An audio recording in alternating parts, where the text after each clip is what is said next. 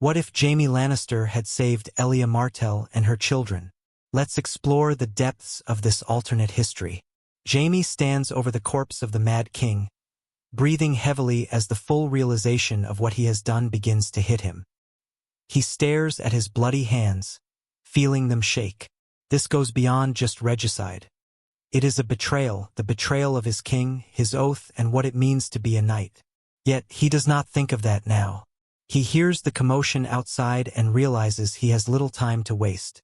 If he knows his father, he knows what will happen next. Tywin's army has already started to breach the castle walls, and it is only a matter of time before they enter Maegor's Holdfast. There are only a handful of Targaryens left. Jaime hurries to the royal apartments, his footsteps echoing across the ground as he pushes the chamber doors open. He finds Elia Martell clutching her children tightly in her arms. Her eyes widen, but Jaime beckons her to follow him to the White Sword Tower. As they hurry up the steps, Jaime hears voices behind them.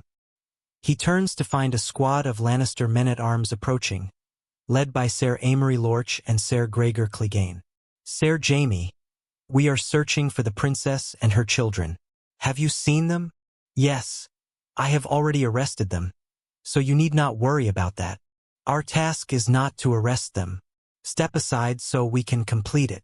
The mountain attempts to brush past him, but Jaime blocks his path, one hand reaching for his sword.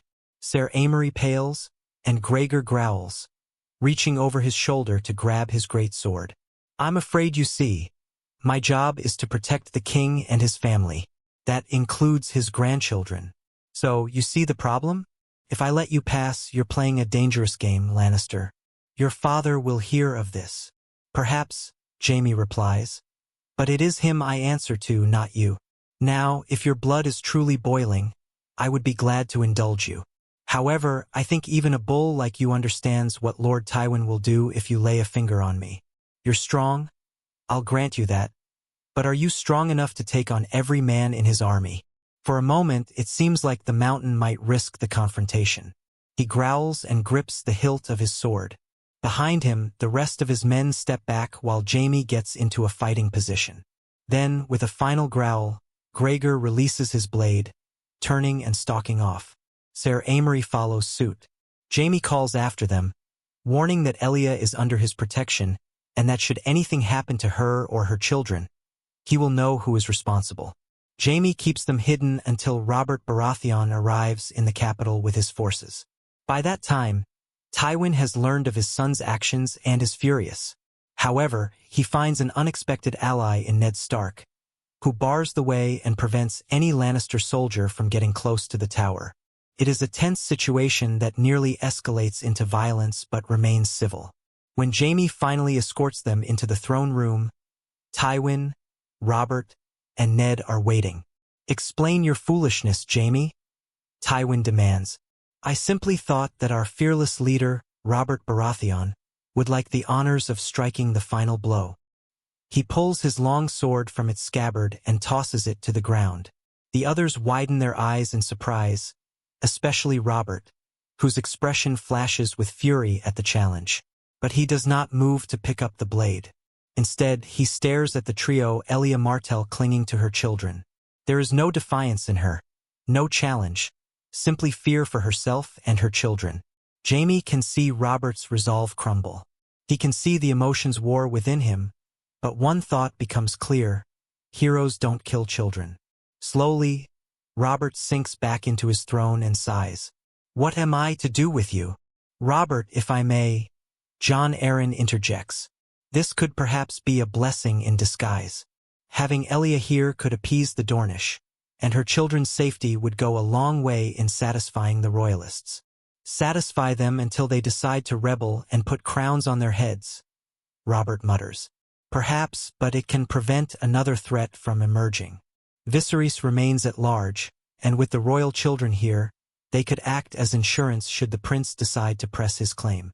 To ensure this, we can have the children and their mother swear an oath that they shall not press their claim to the Iron Throne, with all the lords as sworn witnesses.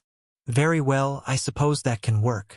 Ellia wastes no time swearing before the old gods, the new, and the royal court that she will not try to crown her children. She coaxes Aegon and Rhaenys to do the same, and then it is done. They are sent away to Dorne, but Jaime's involvement is far from over. Robert and Jon Arryn soon realize that to ensure the peace, someone must watch over them to ensure they abide by their oath. They assign Jaime as their guardian. He is well respected in Dorne for defying his father, so the Dornish will not challenge him. However, the shadow of his actions against the Mad King means the children may never fully trust him. Jaime does not want this role. He had thought, perhaps foolishly, that in saving Elia Martell's children, he had done his part. Now Robert would have him play the jailer, an ever-present shadow over their lives. When he informs Cersei, she is livid. "They are taking you from me. You are my brother, not some wet nurse for dragon spawn. It is the king's will. I have no choice. Come with me instead. We'll go to Casterly Rock. Father will welcome you back." And what would happen then? Robert would hunt me and you would be forced on the run. We both would. Tywin is no less displeased. Though he does not rage like Cersei, he merely studies Jaime with cold calculation. A wasted opportunity. If you left the Kingsguard, you could rule Casterly Rock as you were meant to. Instead, you play watchdog for dragon whelps. Jaime says nothing. There is no use in arguing with his father, but that withering look is enough to leave him unnerved. Dorne is unlike anything Jaime has known. The air is warm, the sun unrelenting, the culture steeped in a deep, quiet pride. He is met with wary eyes and hushed whispers, but the Dornish do not outright reject him. Perhaps, in some strange way, they respect him for defying his father and for sparing their princess and her children. Over time, Ellia comes to trust him, confiding in him her fears and hopes. The children, however, are another matter entirely. Rhaenys watches him with guarded suspicion, old enough to remember the red keeps bloodshed. Aegon and Daenerys see him as a stranger. The worst is Viserys, who despises Jaime outright and does not hide it. As Jaime watches over them, training the children and earning their trust, the shadows of rebellion and vengeance linger. Viserys, restless and proud, still dreams of reclaiming his birthright. And so, the seeds of the next great conflict begin to take root. The mutiny begins. Outnumbered and unprepared, the Night's Watch fight back, but Vass's loyalists, emboldened by desperation and years of exile, prove merciless. Ser Jeremy Wrecker falls in the yard, his sword still in hand. Jeor Mormont, Lord Commander of the Night's Watch, makes his last stand outside his chambers, cutting down several traitors before being overwhelmed. His body collapses into the snow as Darkstar wrenches his sword free from Mormont's ribs. He sends word to all the other castles manned by the Watch with an offer. Viserys will pardon all men who come to his side and allow them to return home. Many have spent years in exile and have lost all hope. What he offers is tempting and far beyond what any could have imagined. While some refuse, thousands agree. Those dissenters are quickly dealt with, and within days, the Night's Watch is under his control. With Castle Black taken, only one task remains. They storm the Maester's tower, where Maester Aemon awaits them. His breath is labored, yet there is steel in his voice as he speaks. "This is madness, Viserys. You stain your family's name with each drop of blood spilled." "No more than Rhaegar or my treacherous kin," Viserys replies. "The prince that was promised. Who is it? What did my brother believe? Why did he lead our family to ruin because of it? Prophecies are traps, my prince. They twist the mind, turn good men into monsters. You have made mistakes, but turn away from this path, and you may save yourself." Viserys draws his sword and points it at Aemon's throat. Yet, the old maester simply rests his chin upon it. "Is that meant to frighten me, prince? I am a man with one foot on the stranger's door. Then I will execute all our prisoners. We've captured 200 men, too frightened or too stupid to accept my offer. My prince, please do not take this path. You are crossing a dangerous threshold with what you do."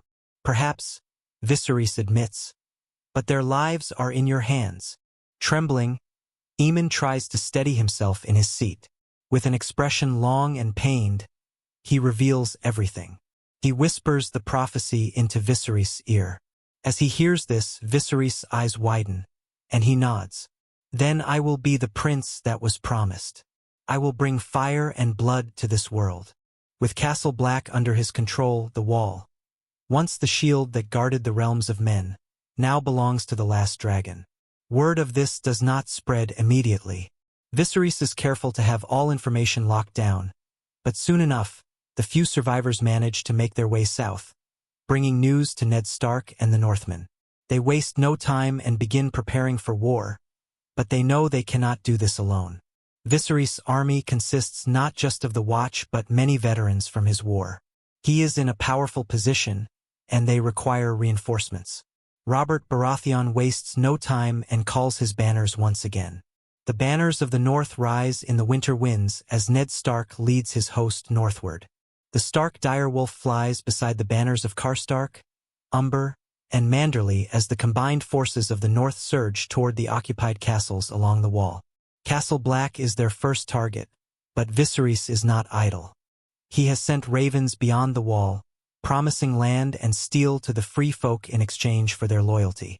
They come in droves, the Ice River clans, Hornfoots, and countless others, pouring through the gates. Viserys now controls them. The northern vanguard strikes hard, capturing the Shadow Tower and pressing eastward, but they soon find the enemy is not so easily broken. Wildling raiders ambush supply lines, their knowledge of the land turning every road into a battlefield.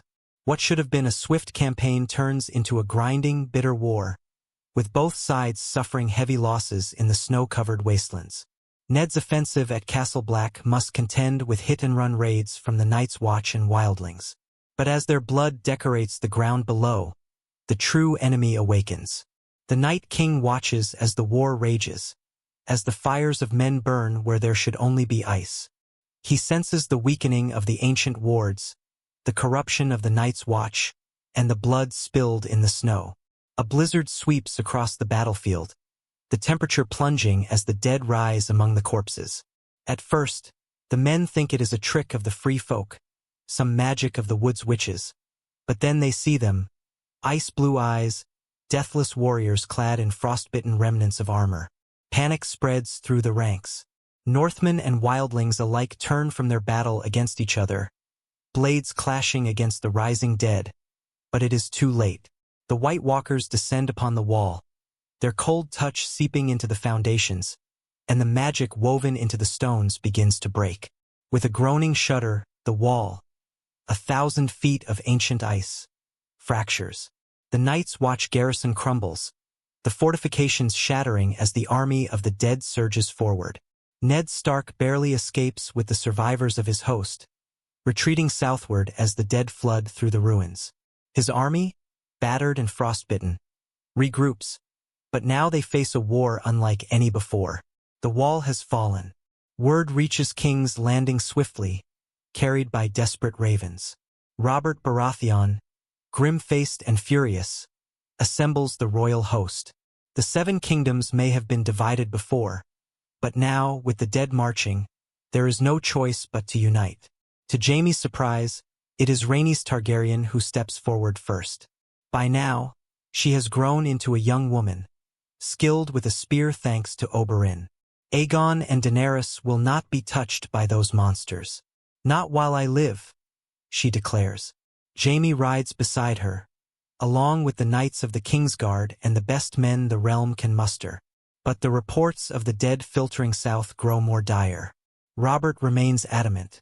The North cannot be allowed to fall, and they will need all the firepower they can muster. This is where Jaime makes a startling discovery. Aerys wanted to burn this city to the ground. He ordered his pyromancers to hide wildfire beneath the streets, ready to turn King's Landing into a funeral pyre. Most of that wildfire is still here. And how do you know that? Robert demands. Because I killed him for it. Silence falls over the room. Everyone looks at him in surprise. Rhaenys, the Red Viper, Ser Barristan. Even Robert is at a loss for words.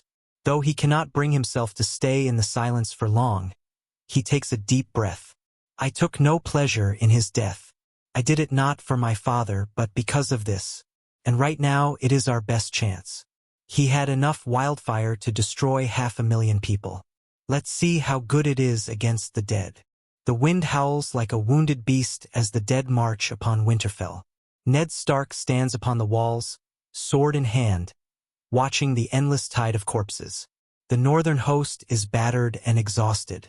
Every battle has cost them dearly, and now, with the dead pressing against the gates of Winterfell, it is looking bleak. But then, the sound of war drums echoes from the horizon. Jaime Lannister rides at the head. To his side, Rhaenys Targaryen, her hair whipping in the wind, leads the Dornish cavalry. Behind them, Robert Baratheon roars like a maddened bull as he barrels through the undead.